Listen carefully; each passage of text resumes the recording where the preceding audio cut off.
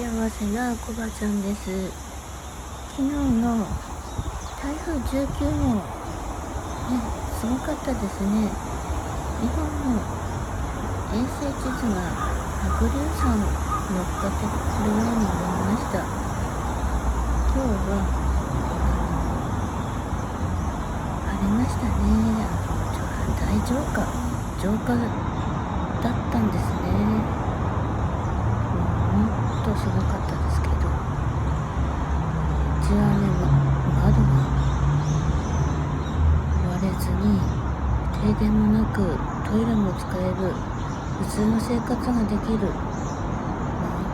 本当に幸せでね、ありがたいなと思いました。こんなね、台風の中でも働きに行ってる方もいらっしゃると聞きました。本当に感謝です。氏神様の氷川神社に感謝を伝えてきました。今日は池袋に用事を済ませて、帰りがけに献血をね、募集してるのを見て入ってみました。5年ぶりの献血です。避難所生活されてらっしゃるかと思います。私にできる社会貢献って何かな。夏かなできんと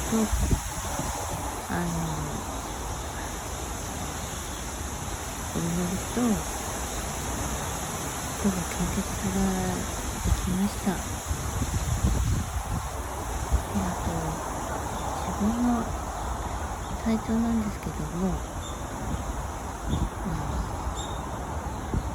例えばいじめとかパワハラにあって体調崩されてる方中にはいらっしゃると思うんですけども、看護師さんにちょっと教えてもらいました。病院で診断書を書いてもらって休職なり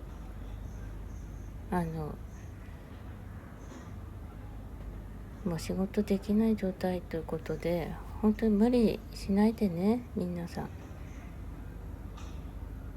いつもご視聴ありがとうございます。よろしければチャンネル登録お願いします。ありがとうございました。